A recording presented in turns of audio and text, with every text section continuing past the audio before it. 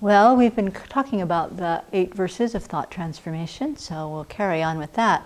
And for people who are watching this video in some other time and place than right now, if you are interested in this text, you can go to the Sravasti Abbey website, which is sravasti.org, and then under About the Abbey, I think, but might be under Monastic Life, there's a menu item called Prayers and Practices, and then you can go to that and scroll down to the bottom, and that will give you to the link to TibetanChildren.org, where the full text resides, and maybe even the audio of the community chanting it.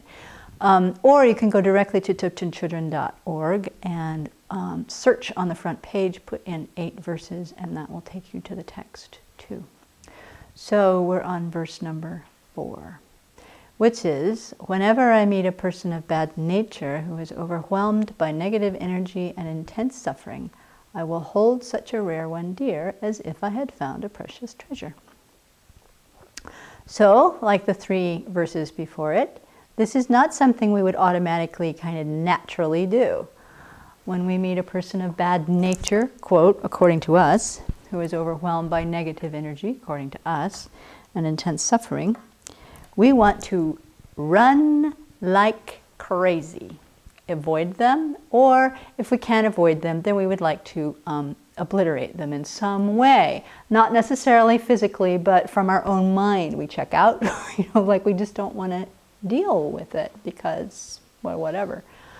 But that's not what this verse is telling us. When we meet a bad person of bad nature, overwhelmed by negative energy and intense suffering, we should hold them dear like a precious treasure. Well, what the heck is that about?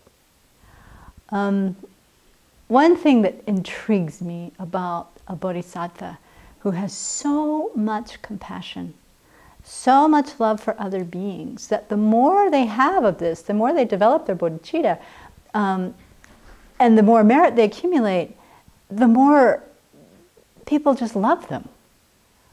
It's really hard for them to come upon people who are overwhelmed by negative energy and suffering because their love and compassion actually brings out that kindness of other beings directly to them. So for a high-level bodhisattva, it really is rare to find somebody with whom they can practice patience. So practicing patience is essential for our being able to progress along the path.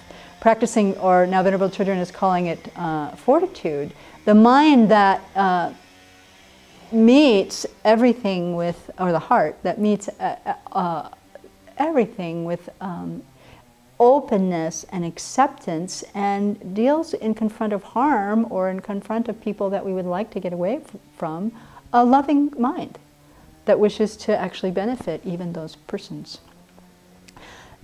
So we all want to be developing that very quality, even at whatever level we're at. It's not exactly in my framework to be embracing those situations yet, but part of our thought training can begin to apply this verse and change our thought. First of all, to change our reaction. This person is really a pain. This person is really a drag. I don't want to be around this person. Catch it and go, oh, whenever I meet a person of bad nature who is overwhelmed by negative energy, etc. So point number 2 is that in my day-to-day life, I very rarely meet people that kind of fit this overwhelmed by negative energy and intense suffering definition. But moment by moment, I and anybody I live with can fall into this category of being a person who at that moment is not happy. At that moment, a person whose negative energy really is overwhelming them. And so to practice in that way, fortunately, if there were an ogre breathing down my, my neck, I would be totally freaked out. So I'll do it with the small things, with the people who I live with, people who I care about, but people who may be having a difficult day, or really trying to bring to mind this wish to hold this person dear as if I had found a precious treasure. So again, there's a few reasons why we would hold them dear. One is because we want to develop this quality of fortitude. We have to do it in relationship with difficult people. easy people don't require us to be patient.